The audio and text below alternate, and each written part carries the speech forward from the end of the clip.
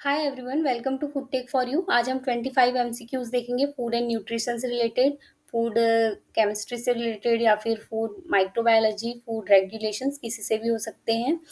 और random questions हैं, ठीक है। और ये कौन से एग्जाम्स के लिए यूजफुल रहेंगे? फूड सेफ्टी ऑफिसर के एग्जाम हो, स्टेट फूड सेफ्टी ऑफिसर के एग्जाम हो, या फिर फूड एनालिस्ट के एग्जाम हो, या टेक्निकल ऑफिसर के एग्जाम हो, या जूनियर एनालिस्ट के एग्जाम हो, या फिर असिस्टेंट की एग्ज़ाम हो, एफएसएसएआई से रिलेटेड जितनी भी एग्ज़ाम्स होती है, उन सब के लिए ये वीडियो यूज़फुल रहेगा। और इसके अलावा जो मेरे बाकी वीडियोज़ हैं, वो भी यूज़फुल है वो सब एग्ज़ाम्स के लिए।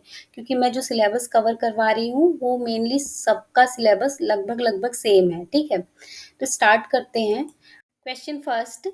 Illness that occurs when harmful bacteria enter the body through contaminated food and cause a reaction. हम कोई contaminated food consume कर लेते हैं और उसमें harmful बैक्टीरिया होते हैं, पैथोजेनिक बैक्टीरिया होते हैं, तो उसके कारण जो इलनेस होती है उसको क्या बोला जाता है?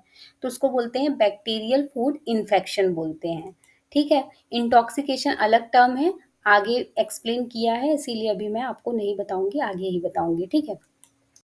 देखो, फूड इन्फेक्शन भी दो टाइप के होते हैं। एक तो क्या होता है, पैथोजन होते हैं, वो फूड में ग्रो नहीं कर रहे हैं लेकिन फूड में प्रेजेंट है। कंटामिनेटेड वाटर है, कंटामिनेटेड फूड है, जो हम कंज्यूम कर रहे हैं उसमें पैथोजन प्रेजेंट है और बैक्टीरिया प्रेजेंट है और हम उसको कंज्यूम कर रहे हैं, जिसके कारण हम बीमार हो गए, जिसके कारण हमको फूड इन्फेक्शन हो गया। तो ज़्यादातर कौन से फूड इन्फेक्शन होते हैं? ट्यूबरकुलोसिस हो सकता है, डिप्थीरिया हो सकता है, डिसेंट्री हो सकती है, टाइफाइड फीवर हो सकता है, ब्रुसेलोसिस हो सकता है, कोलेरा, क्यू फीवर, ये सब हो सकता है, ठीक है, ऐसे फूड को कंज्यूम करने के बाद। और दूसरा केस है, पैथोजन जो है वो फूड में ग्रो कर रहे हैं, ठीक है, क्योंकि फूड उनको मीडियम मिला है ग्रो करने का। तो उस केस में कौन-कौन से बैक्टीरिया ग्रो करेंगे? तो ज़्यादातर उसमें केस होगा साल्मोनेला का, विब्रियो का और ई. कोलाई का, ठीक है। और ये जो आउटब्रेक है सेकंड टाइप का, ये ज़्यादा एक्सप्लोसिव होता है क्योंकि इसमें नंबर ऑफ बैक्टीरिया बढ़ते जाते हैं, ठीक है। What is a bacteria bacterial food intoxication? अच्छा, बैक्टीरियल फूड इंटॉक्सिकेशन क्या है? Illness caused by bacteria in food, illness caused by bacterial toxin in food, illness caused by pathogenic bacteria in food. तो answer हो जाएगा illness caused by bacterial toxin in food, ठीक है। और bacteria के कारण हो रहा है तो पैथोजेनिक बैक्टीरिया के कारण हो रहा है तो फूड इन्फेक्शन कहलाएगा, ठीक है। एक बार हम फूड बॉर्न डिसीज से रिलेटेड फ्लो चार्ट देख लेते हैं। तो दो केस होंगे, पॉइजनिंग का, इन्फेक्शन का, ठीक है। पॉइजनिंग के केस में केमिकल पॉइजनिंग भी हो सकती है, इंटॉक्सिकेशन भी हो सकता है। इंटॉक्सिकेशन का केस कौन सा होगा?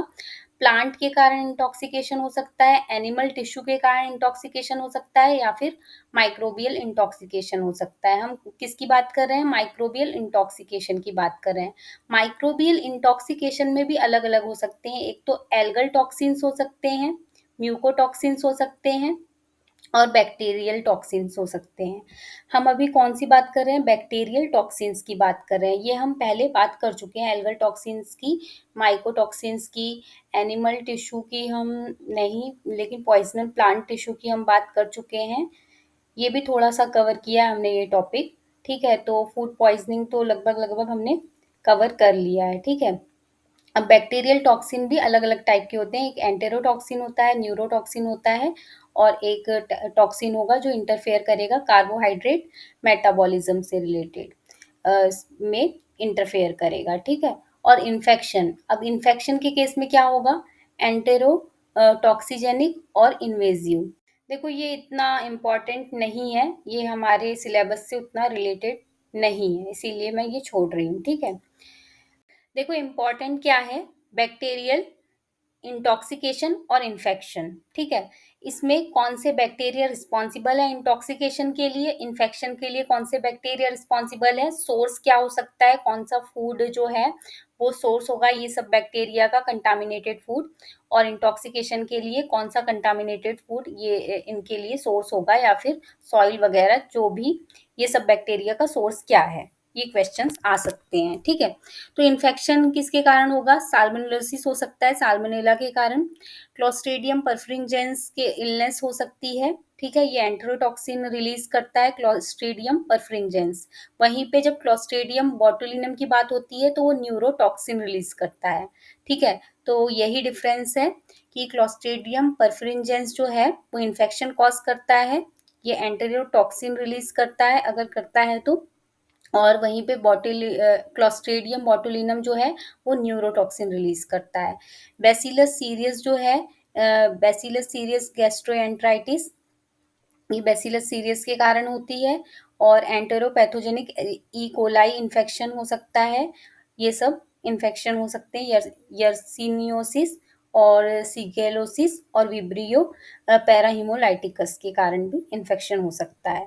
और इंटॉक्सिकेशन के दो ही केस होते हैं, एक तो स्टेफाइलोकोकल इंटॉक्सिकेशन हो सकता है या फिर क्लोस्ट्रीडियम बोटुलिनम के कारण बोटुलिज्म हो सकता है, ठीक है। Next, toxin produced by staphylococcus aureus. अब देखो कौन सा टाइप का टॉक्सिन प्रोड्यूस करता है, तो अभी मैंने आपको बताई थी एंटेरोटॉक्सिन प्रोड्यूस करता है, ठीक है। अच्छा, एक और चीज, जो एंटेरोटॉक्सिन होते हैं वो डाइजेस्टिव सिस्टम के लिए हार्मफुल होते हैं मेनली, ठीक है। Toxin produced bye clostridium botulinum, अभी बताई थी मैंने आपको, न्यूरोटॉक्सिन रिलीज करता है क्लोस्ट्रीडियम बोटुलिनम, ठीक है। Next, as per FSS regulations, labeling and display. Which of the following type of milk products should carry the declaration not to be used for infants below 6 months on their label? देखो, कुछ milk products हैं जो infant के लिए allowed हैं, ठीक है, हम उनकी बात नहीं कर रहे हैं। लेकिन कुछ मिल्क प्रोडक्ट हैं जो बिल्कुल भी अलाउड नहीं है, और उस केस में क्या होगा, इन ये जितने भी मिल्क प्रोडक्ट हैं उनके पैकेज में ये लिखा होना चाहिए not to be used for infants below 6 months. तो वो कौन कौन से मिल्क प्रोडक्ट हैं जिसमें ये डेक्लेरेशन दिया होना चाहिए उनके लेबल में, ठीक है। तो उसमें आंसर आ जाएगा whole milk powder, skimmed milk powder, sweetened condensed milk powder, flavoured condensed milk powder, milk, ठीक है। आप अगर थोड़ा ध्यान से देखो तो ये पाउडर है, ये भी पाउडर है, और कंडेंस्ड मिल्क भी मैक्सिमम अगर देखा जाए तो पाउडर्ड फॉर्म ही है, क्योंकि इससे भी वाटर रिमूव कर दिया गया है। तो ऐसे मिल्क प्रोडक्ट जो है वो अलाउड नहीं है इन्फेंट्स के लिए बिलो 6 मंथ की एज वालों के लिए। तो उनके केस में लिखा होना चाहिए not to be use for infants below 6 month. ये सब प्रोडक्ट में मैंडेटरी है ये स्टेटमेंट, ठीक है। तो आंसर आ जाएगा all of the above. Next, proteins are predominantly constituted by. अब देखो प्रोटीन जो है वो किससे बनते हैं, तो carbon, hydrogen, oxygen, nitrogen, sulphur, इसमें ये सब होता है, ठीक है। अच्छा, पोर्शन कितना कितना होता है, कार्बन 53%, हाइड्रोजन 7%, ऑक्सीजन 23%, नाइट्रोजन 16%। ये क्वेश्चन आता है कि नाइट्रोजन कितने परसेंट होती है प्रोटीन में, तो 16%, ठीक है, और सल्फर 1% तक का। Next, deoxynivalenol DON is a naturally occurring mycotoxin mainly produced bye.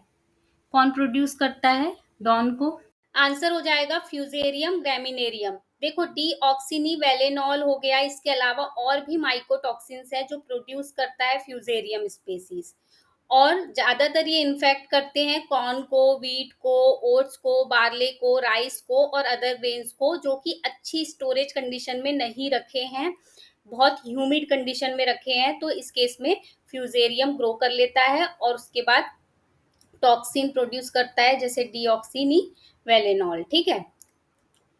Vitamin D helps in absorption of calcium and phosphorus, ठीक है। Next, degumming is a process used during refining of oil. Its basic purpose is to remove, क्या remove करना होता है basic purpose degumming का? Phospholipids, ठीक है। और इसकी प्रोसेस कैसी होती है? वाटर के साथ मिक्स किया जाता है और जो नीचे साइड सेटल हो जाता है वो फॉस्फोलिपिड्स होते हैं, ठीक है। Next, the micro organism added to Swiss cheese to improve flavour and assist eye formation. Answer हो जाएगा propionibacterium. Propionic acid bacteria जो होता है उसको ऐड किया जाता है स्विस चीज की मैन्युफैक्चरिंग में। वो फिर आई असिस्ट करता है, लैक्टिक एसिड को वो प्रोपियोनिक एसिड और एसिटिक एसिड में कन्वर्ट कर देता है, ठीक है। और फिर उसके बाद उसमें फ्लेवर का इम्प्रूवमेंट होता है और आई असिस्ट करता है, ठीक है। Next, expansion of MPEDA. Answer हो जाएगा marine products export development authority. ये कब आई? 1972 में बनी, ठीक है। इसके पहले 1961 में क्या थी? Marine product export promotion council थी। उसके बाद उसको उसका नाम चेंज करके क्या बन गया? 24 अगस्त 1972 में marine product export development authority, ठीक है। ये इंपॉर्टेंट है, याद रखना, पूछा जा सकता है। Which of the following are C4 epimers of each other? अच्छा, ग्लूकोज और गैलेक्टोज C4 एपीमर्स हैं एक दूसरे के। अच्छा, इस टॉपिक को आपको डिटेल में समझना है तो आप कार्बोहाइड्रेट्स जो मैंने पढ़ाया हुआ है पहले उसको आप देख सकते हैं। उसमें मैंने बताया है कि एपीमर्स क्या होता है, एनोमर्स क्या होता है, स्टीरियो आइसोमर्स क्या होता है, डाई स्टीरियो आइसोमर्स क्या होता है, वो सब मैंने डिटेल में समझाया हुआ है उसमें। अच्छा, एक और चीज देख लेते हैं। ये है C4 एपीमर्स, ग्लूकोज और गैलेक्टोज एक दूसरे के क्यों हैं? देखो, ये एनोमेरिक कार्बन है, कार्बन फर्स्ट।